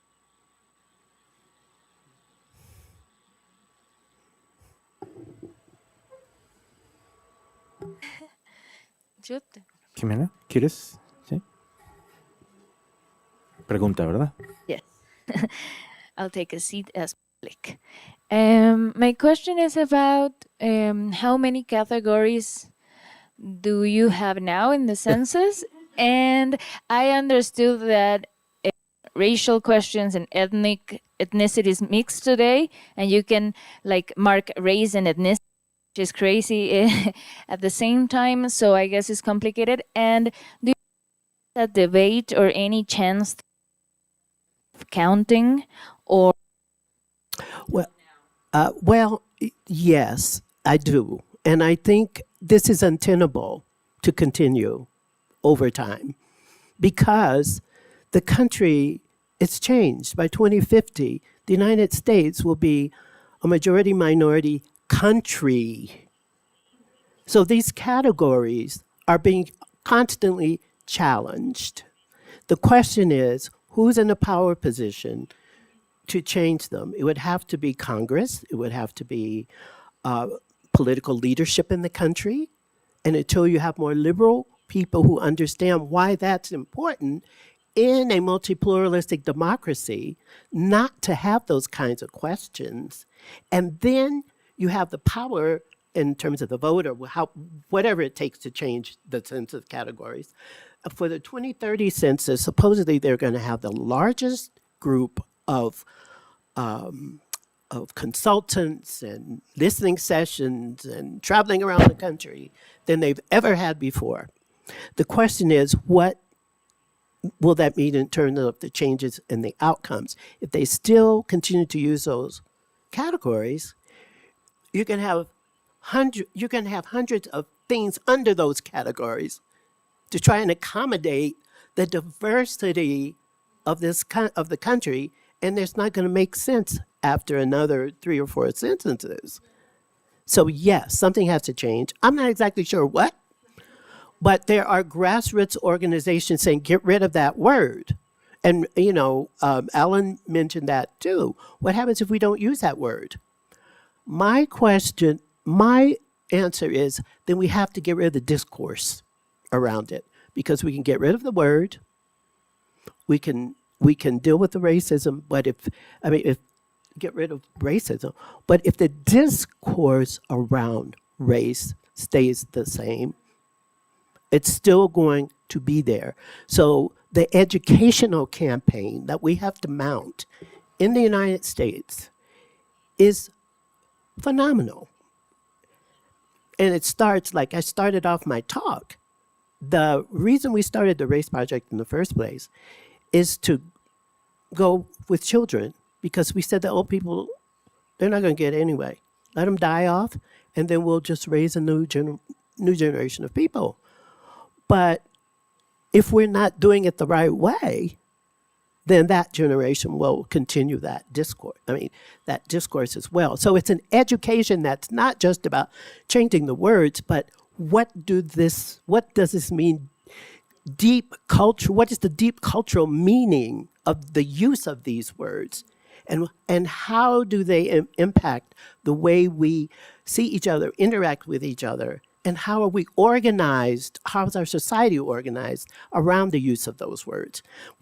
All of that has to be a part of the conversation, or we're just sort of shaving off the top and leaving the rest of the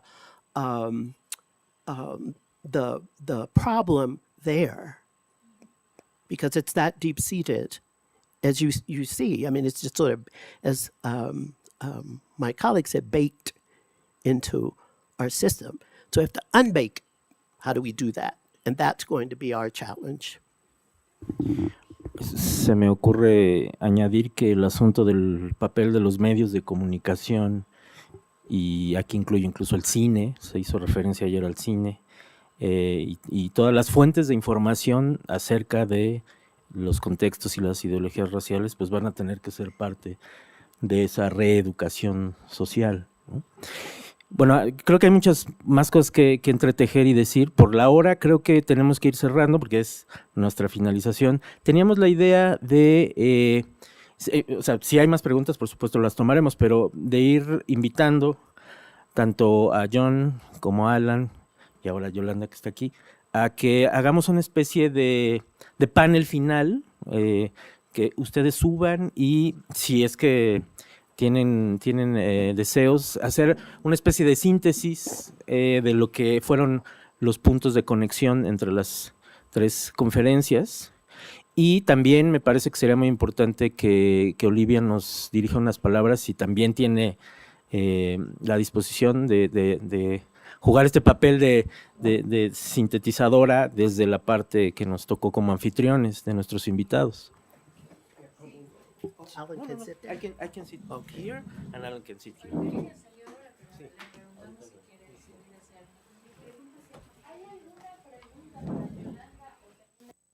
De atar cabos de lo que hemos escuchado es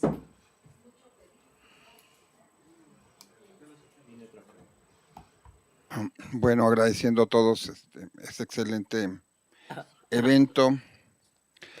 La pregunta soy Alfredo Álvarez del Centro de Investigaciones sobre América del Norte, de aquí de la UNAM.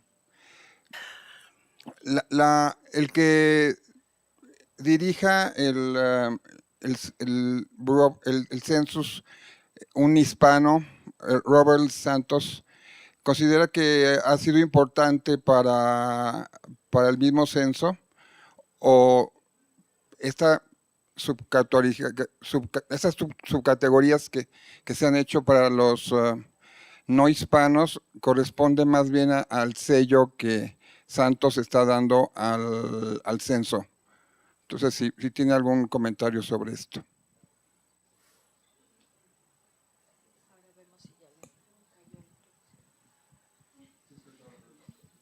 No sé. Did you get the translation? No. No, lo repetimos.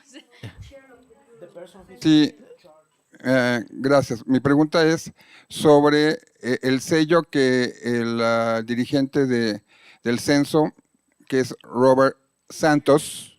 In Mexico? Robert Santos. Oh, Censo. Robert Santos, quien dirige el censo en Estados Unidos. in the U.S. Ya, claro. Si considera que ha sido importante para el desarrollo que ha tenido en cuanto a las nuevas categorías de no hispano, por ejemplo, que creo que es lo último que se ha desarrollado sobre el censo, las categorías no hispanas.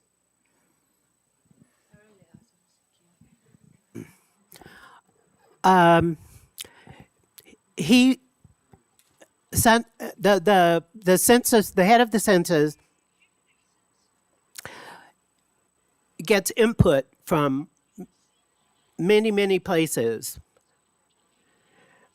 And I think that the researchers, the social scientists, the public policy people on his panel, and the grassroots organizations in the United States has a lot of impact on the census. Obviously, they will ultimately make the decision, but they take input from a lot of places. And I will tell you that from 2010 to 2020, there were many groups of people who wanted to be pulled out of that category or wanted to be identified out of that category of white and have their own identities. For example, the Middle Eastern North Africa population sometimes said, yes, you categorize us under the big heading of white, but we are not always treated that way in the United States. And especially if we are Muslim, because of Islamophobia and things like that. So if we can identify ourselves, then we will have a voice, even though it's a subcategory of white, of having a voice. But to be categorized under that big category and to be invisible is not what we want. And so that's been a 10-year kind of push, and it's a this way push. And so that for this 2020, that was the first time that happened. But it does take that kind of pushing. So I think it's like, you were saying that here in Mexico, Afro-Mexicans are saying, see me? People under that big umbrella of whiteness are saying, see me, see me, see me, see me, see me. You categorize me as white, but I want to be seen so that I can express my culture, my language, my needs, even though I'm under that category. That's all I have to say. Can I? Yeah, sure. I'd like to just say something about the census to add to Yolanda's wonderful comment. And that is, I think the 2000 US Census was kind of a watershed in several ways. First of all, it was the first census to separate the question of race, which presumably meant a natural category, white, yellow, red, black, from the question, are you Hispanic? Which presumably is asking about what language your ancestors spoke. And it was also the first census to, in addition to the four racial categories, gave you the opportunity to, it gave you an additional space that said some other race, print race, okay? So ultimately what happened was, if you answered, no, I am not Hispanic, then you checked some other race less than 1% of the time. If you're not Hispanic, you knew you were Indian or white or black or whatever. If you said, yes, I am Hispanic, you checked some other race 42% of the time and wrote in Hispanic, Chicano, Latino. That was changed. So clearly we're getting the racialization of Hispanic in the US Census. So they tried to stem that in 2010 by having basically the same questions, but they also added, for the purposes of this census, Hispanic is not a race. Oddly, they didn't write that in Spanish. But that is, I think that represents an ongoing thing. We are watching the racialization of the category Hispanic. One could say that in the US, Mexican is a race, which is a very American way of thinking, isn't it?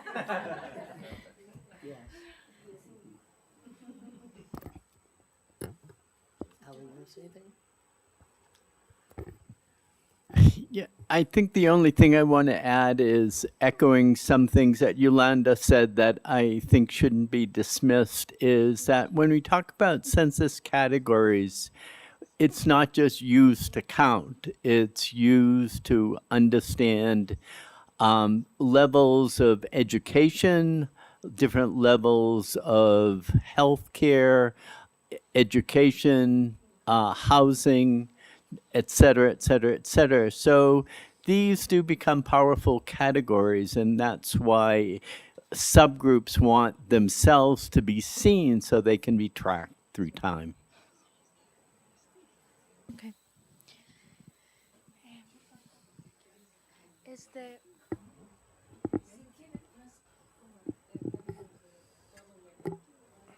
Sí, yo creo que sí es un buen momento. Pero tú. A ver. Bueno, perdón. Sí, por favor, sí, sí. Yes, please. Well, I have had a wonderful time, and it's been a really eye-opening experience for me in a lot of ways. This is not working. Really close. Or use this one. Testing. Okay. Wait, I got it. Okay. I turned it on. Okay. So it's very clear. It's much clearer to me than I actually had realized before I came here how much of a local concept race is, and how locally its meanings differ, both within the same language group and indeed within and from nation to nation. I think, you know, the issue that we grapple with subconsciously is, are we dealing with natural groupings? And if we aren't dealing with natural groupings, what kinds of groupings of people are we dealing with? The other thing I think that has come out just fantastically here is that what we in the US call race is an idea rooted in our absolutely most horrible social history. Yolanda mentioned the one drop of blood rule, and that's something that I think might be better explored in depth, because it's a classically US idea. And the idea was, we need to prevent the races from marrying one another, and consequently we have to define who is in each one. And when they got to the one drop of blood rule and deciding that if you have one non-white great-grandparent, you are non-white. Notice that that changes the idea of what race is supposed to be from what you look like to what your ancestry is. It no longer matters what you look like. You can look white and not be white. So there are all kinds of power variables in here. And so it has really been a great learning experience for me to see how race does translate historically and transnationally poorly.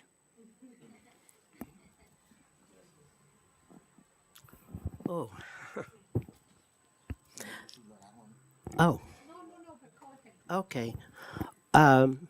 Well, as someone who has been very interested in this topic for a very long time, I think that understanding that different cultures and societies stratify people, and how they stratify them depends on what their historical context, their social, economic, political context is, and what the power dynamics are within those societies. And in the United States, it's very clear from what the economic capitalism was about, and how the hierarchy of people helped to maintain that system.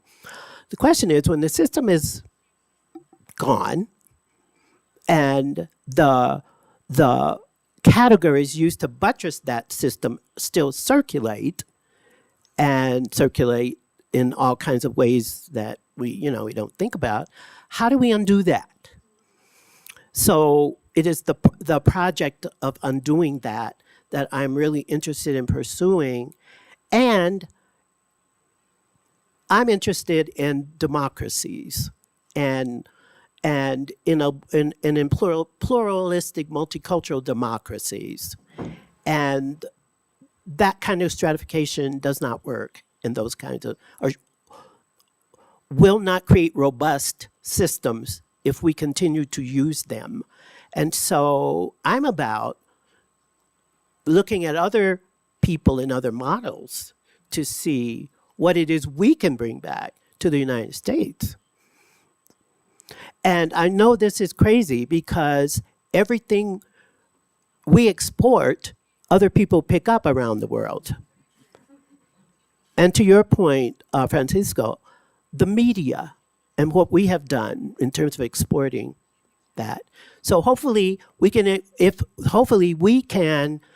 at least as, in my case, social scientists and biological anthropologists, learn from other people who are building these societies and try to figure out how not to racially stratify them.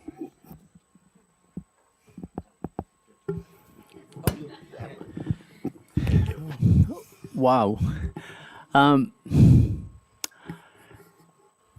a little bit not sure where to go at this moment.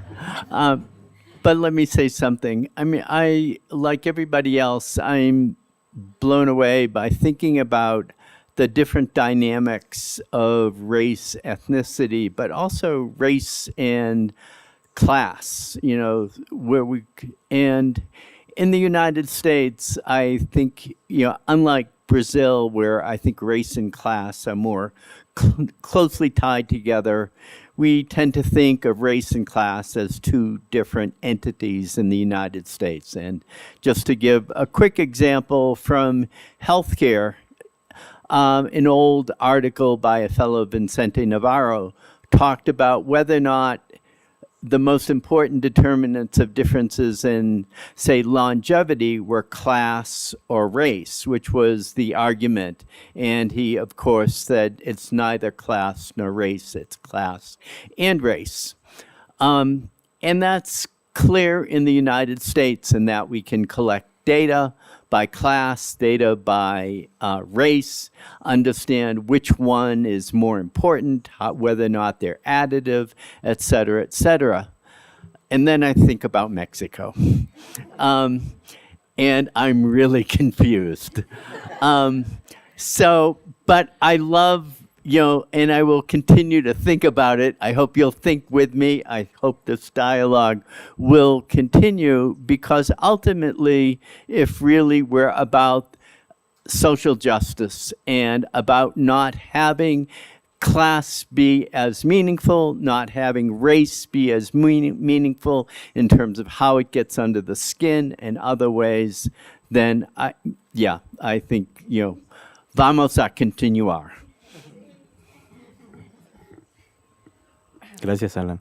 Bueno, antes de pasarle la palabra, el micrófono a Olivia para que concluyamos la sesión con sus observaciones finales, me va a permitir hacer una intervención respecto a que en el espíritu de lo que está diciendo Alan sobre continuar el diálogo, creo que es un punto de partida para que, sobre todo un interés que tenemos en SURGE y los otros grupos de investigación mexicanos al respecto de estos temas, repensemos una vez más qué es mestizaje, qué es esta categoría que ha sido tan importante como un componente central del sistema ideológico identitario en México. Creo que muchas de las cosas que hemos oído nos sirven como una especie de espejo, para un punto de comparación para pensar eso.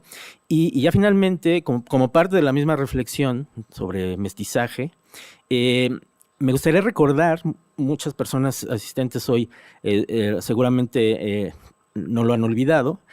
Hace unos años, cuando se creó el Instituto Mexicano Nacional de Medicina Genómica, precisamente uno de los proyectos más importantes era el del genoma mexicano, y más precisamente el genoma mestizo mexicano, ¿no?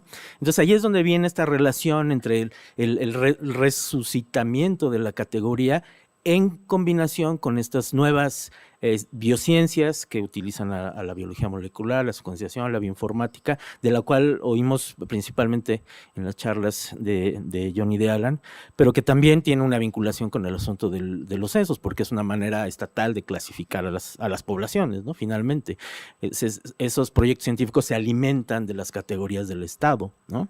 Entonces, en ese contexto de esos proyectos de investigación, pues recordarán, ¿no? Gente del Broad Institute, que está en Boston, si mal no recuerdo, vinieron a México a dar charlas como parte de la preparación del inicio, el lanzamiento de estos proyectos. Entonces, la relación México-Estados Unidos también allí en ese contexto ha sido muy importante, ¿no? En tiempo reciente. Entonces, yo creo que eso también es parte de lo que tenemos que seguir recordando, reflexionando, que implica, ¿no? Estas relaciones transnacionales sobre la ciencia que están reforzando los modos en que seguimos clasificándonos o nos siguen clasificando, ¿no? Y el asunto de los medios, por supuesto, ¿no? Qué bueno que lo retomó Yolanda, es sumamente importante, ¿no? Algunos de los grupos de trabajo y de activismo que están sobre los temas, como Poder Prieto, los recordamos hace rato, pues tienen esta otra visión que también nos gustaría incidir, ¿no? En que los grandes públicos vean las diferencias que tenemos en esta discusión académica que trata de ir en profundidad y estos otros entendimientos, ¿no? Es una discusión nacional, pero que también va a seguir, creo, siendo un pretexto para seguir dialogando, como bien decía Alan. Bueno, pues de verdad yo estoy sumamente contenta, muy contenta de haber pensado como colectivo Surge en este evento y de haberlo logrado y de tenerlos a ustedes tres como ponentes. Una cosa que les quiero contar es que queríamos invitar gente de Europa que tuviera una manera de mirar ese tema, no solo en Estados Unidos, pero sí el de voces antirracistas no racialistas. Y también pensamos en quién invitar de América Latina. No fue tan sencillo encontrar a quién invitar de América Latina. Y eso me lleva a que, en efecto, como Yolanda dijo, es muy interesante que lo que Estados Unidos exporta, ¿no? Pues ahorita está teniendo un impacto enorme en parte muy grande de la academia en América Latina y del activismo. Y ustedes mismos dijeron ayer, antier, no sé, ayer creo, y hoy, que por más que en Estados Unidos se hable y se hable y se hable y se hable de la raza, pues el racismo no se ha resuelto. Entonces, ¿por qué América Latina está importando eso como si esa fuera la manera de resolver el problema del racismo? Y es algo que surge, nos obsesiona mucho, porque nosotros no entendemos eso, no lo entendemos y no podemos estar de acuerdo. Pero también nos preocupaba mucho no invitar a personas de América Latina o de África o del sur, digamos, no del sur, porque teníamos mucho miedo que nos iban a criticar por esta cuestión de la decolonización del conocimiento, descolonización, que cómo hacemos un evento con puros estadounidenses, o sea, ¿cómo está eso? ¿No? Y insistimos en decir, no, sí, porque es muy importante escuchar estas voces que vienen de Estados Unidos, con estas posturas. Creemos que si esto entra en debate con la tendencia actual que nos parece peligrosa en nuestro país y en otros de América Latina, de importar la raza y la forma de combatir el racismo que ha sido tradicional en Estados Unidos y muy racialista, si es una manera de dialogar para eso, me parece que hemos logrado lo que queríamos. Y ahora creo que podemos decir, bueno, si no invitamos a personas de otros lugares, es porque no estábamos seguros de que íbamos a poder realmente construir un coloquio como redondo y que de verdad planteara claramente ciertos temas. Y eso creo que ustedes lo hicieron de maravilla. Y entonces, sí, yo creo que debemos seguir dialogando muchísimo. Y creo, ayer o hoy, Alan dijo algo después de su plática. Dijo, me sorprendió, pero luego lo discutí con Yolanda. Dijo, tal vez ustedes están más avanzados, dijo Alan, que nosotros en algún sentido, porque ustedes no racializan todo. Y porque supongo que entiendo bien lo que Alan dijo, o me corriges, Alan, o porque ustedes, el mestizaje en México no se le tuvo tanto temor, ¿verdad? Y es interesante porque los brasileños nos critican horriblemente por eso. Nos dicen, no, Brasil está años luz adelante de México. Ustedes tienen 3 décadas para recorrer antes de llegar a nuestro nivel de reflexión y de lucha. ¿Y por qué lo dicen? Porque consideran que no somos lo suficientemente racialistas, ¿no? Y consideran que el mestizaje a la mexicana fue tan traicionero y tan peligroso como el proyecto de democracia racial de ellos. Y nosotros les decimos en Surge, el mestizaje, el proyecto y la política pública tuvo partes positivas, también negativas. ¿Por qué? Por un lado, no le tuvo miedo a decir nuestra identidad debe ser mezclada. lo cual es notable. Pero por otro lado escondió que debajo de ese discurso y de esa política, pues no quería ver el racismo, ¿no?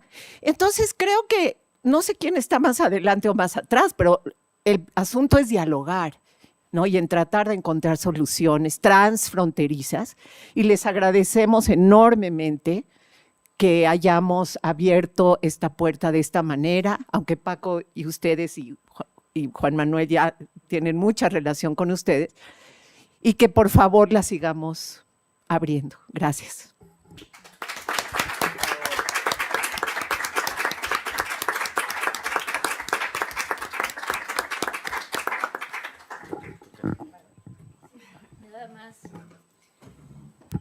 Quisiera hacer una larguísima lista de agradecimientos para todas las personas que participaron de la construcción de este coloquio. Gracias, Paco.